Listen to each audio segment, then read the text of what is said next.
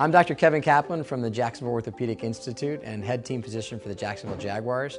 I'm here at the JCA, Jewish Community Alliance, giving a talk about shoulder injuries, shoulder symptoms, and how we treat them.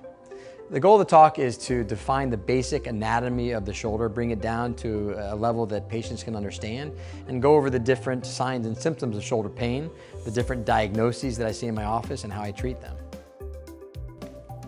So what is the treatment for a labral tear, for instability in the shoulder? Well, conservative management is always an option, especially with an instability. So you rest, anti-inflammatory medications, physical therapy. But wait a minute, how can physical therapy help a piece of cartilage to heal? Well, it really can't, right? So once it's torn, it's always torn. But as I said, there are a lot of things around the shoulder, not only the cartilage and the bicep tendon, but what are the main muscles that are around the shoulder? Quiz. Anybody?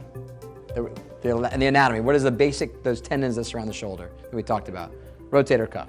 So right, exactly. So the rotator cuff may still be intact, and so if you strengthen those rotator cuff muscles, because as human beings, the only thing, we can't strengthen cartilage, we can't strengthen ligaments, but we can strengthen muscles and tendons. So if you strengthen the muscles and the tendons around your shoulder, that can sometimes take care of the fact that you have a little cartilage tear, a little bit of instability, because you're strengthening those big muscle bulks, the muscle bulk that surrounds the shoulder joint, and that can give you the stability that you need. Obviously, medications, including anti-inflammatories. If that fails and a patient still has instability where they feel like their shoulder is popping out of joint, then I would recommend arthroscopic surgery. Okay, arthroscopic surgery means making very small incisions in the shoulder and utilizing a camera and special instruments, we're able to go in and actually repair the labrum. This is one of my patients that had an anterior labral tear. This is an arthroscopic view inside the shoulder. This is the ball and this is the socket. This white strip here is the labrum, and I've used what are called sutures and anchors. The anchors that we insert into the bone are actually absorbable anchors. They look like little screws or little dowels that go in, they go away over time. And I use sutures to basically wrap around the labrum to bring that labrum back to the socket. So we're reestablishing that golf tee, so to speak, so that the ball won't then roll out of place. Does that make sense?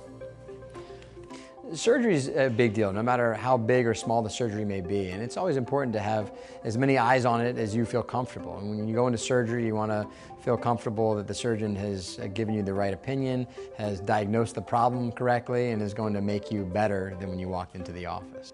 So you have symptoms of shoulder pain and you need more information, come visit us online, joi.net. You can see me at my website, www.kevinkaplanmd.com, to learn more about the shoulder. If you have symptoms that don't go away, pain at night, pain when you lift your arm over your head, clicking, popping, come and see us at JOI. We'll be happy to help.